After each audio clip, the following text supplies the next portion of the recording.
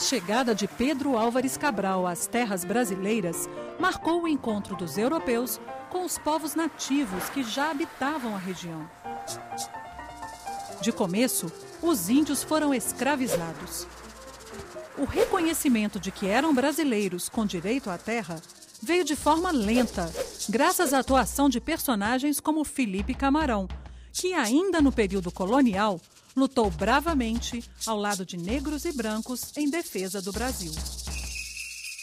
Nascido por volta de 1600 na região que hoje corresponde ao Rio Grande do Norte, ainda menino ele foi convertido ao cristianismo e batizado pelos jesuítas como Antônio Felipe Camarão.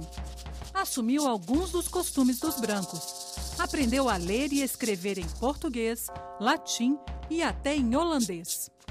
Trajava-se à moda dos portugueses e, quando estava com os indígenas, trajava-se à moda dos indígenas.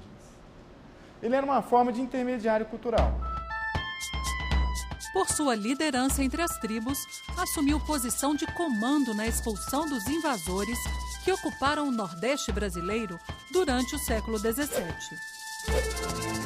A chegada dos estrangeiros relacionava-se diretamente com a disputa pelo açúcar e tinha ligação também com a crise da sucessão em Portugal. A partir de acordos com os holandeses, Portugal obtinha empréstimos de capital, oferecendo em troca os direitos de refino do açúcar e distribuição no mercado europeu. Mas quando em 1580 o trono português passou para a coroa espanhola, a situação mudou. Por serem rivais dos espanhóis, os holandeses perderam o comércio de açúcar e foram proibidos de aportar em terras portuguesas. Diante dos prejuízos, decidiram elaborar um plano para atacar as colônias no além-mar. O primeiro ataque ao Brasil aconteceu em 1624, na Bahia. Os invasores conseguiram ocupar Salvador, mas ficaram cercados dentro da cidade e foram expulsos pouco tempo depois. Em 1630, aconteceu a segunda investida. Os holandeses chegaram ao litoral pernambucano com uma esquadra de 56 navios. Sem recursos para a resistência, Matias de Albuquerque retirou a população da cidade e incendiou os armazéns do porto, evitando que o açúcar ali guardado caísse nas mãos do inimigo. A resistência pernambucana não durou muito. Com o tempo, os senhores de engenho decidiram aceitar a influência estrangeira, já que os invasores traziam dinheiro para investir no Brasil. Graças ao apoio de Domingos Calabar e à habilidade militar holandesa, em 1634, a Companhia das Índias Ocidentais superou as forças luso-brasileiras e instalou certa estabilidade na região. Era a conquista da capitania mais rica da colônia portuguesa. A serviço da Companhia das Índias Ocidentais, o conde alemão João Maurício de Nassau-Siegen chegou à cidade do Recife em 1637. Trouxe consigo um grande contingente militar e tentou novamente ocupar Salvador, mas não superou as forças luso-brasileiras. Na Batalha Baiana, outra vez Felipe Camarão liderou tropas contra os holandeses. Nassau decidiu então adotar outras estratégias. A primeira medida foi restabelecer a produção de açúcar em Pernambuco, a partir da concessão de empréstimos.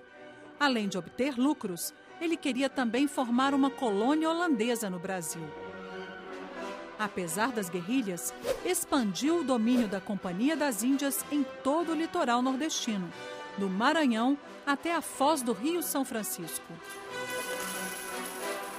Parte do lucro holandês com o açúcar estava reservado a Nassau. Daí sua disposição em estimular o crescimento da área conquistada. Realizou diversas obras de urbanização no Recife. Construiu vilas, palácios e pontes. Para conquistar simpatia, garantiu a liberdade política e de culto. Com isso, permitiu a vinda dos primeiros judeus ao Brasil. Em Pernambuco, eles ergueram a primeira sinagoga das Américas. As potencialidades da terra conquistada foram estudadas por uma comitiva trazida por Nassau. Albert Eckhout, Franz Post e Gaspar Barleus preocupavam-se em registrar detalhadamente os aspectos naturais do Brasil holandês. Estes registros assumiram um caráter científico e ficaram conhecidos em toda a Europa. No interior do Nordeste, Filipe e sua mulher, Clara Camarão, seguiam empenhados em catequizar índios que haviam abraçado o calvinismo introduzido pelos holandeses. Ele agia como porta-voz das tribos na luta para eliminar a escravidão a que estavam submetidos.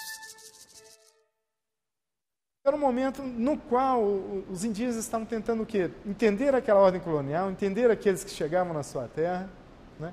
E tentar negociar com eles. Essa é a posição do Filipe Camarão. Ele está dentro da ordem e ao mesmo tempo está fora, né? Ele está tentando entender como os portugueses se comportavam para operar com aquela gramática política e permitir que o seu povo, ao conhecê-la, tivesse um elemento de negociação. A gente pode considerar esse papel do Filipe Camarão um papel de negociação, de busca de espaço para garantir e proteger aqueles que eram iguais a ele, da sua própria etnia ou população, né? E com isso garantir, evidentemente, espaços maiores de proteção e vigilância com relação à escravidão que era praticada, então, contra os indígenas. Após a Revolução Nacionalista, o trono português foi restaurado na figura do rei João IV. O novo monarca resolveu encerrar o embargo contra os Países Baixos.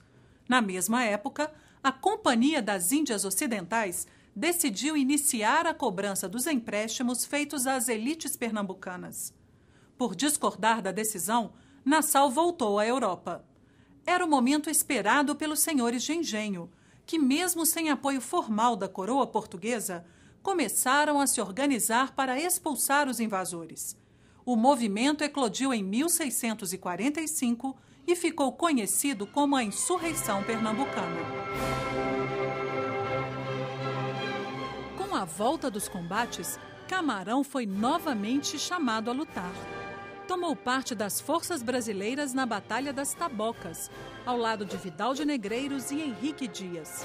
Em 1648, assumiu a liderança da ala direita do Exército dos Independentes, comandando a tropa de índios na primeira Batalha dos Guararapes. Os holandeses não resistiram. Após a vitória brasileira, foi agraciado com o título de Dom e a Comenda da Ordem de Cristo. Ferido em combate, faleceu pouco depois. As lutas prosseguiram.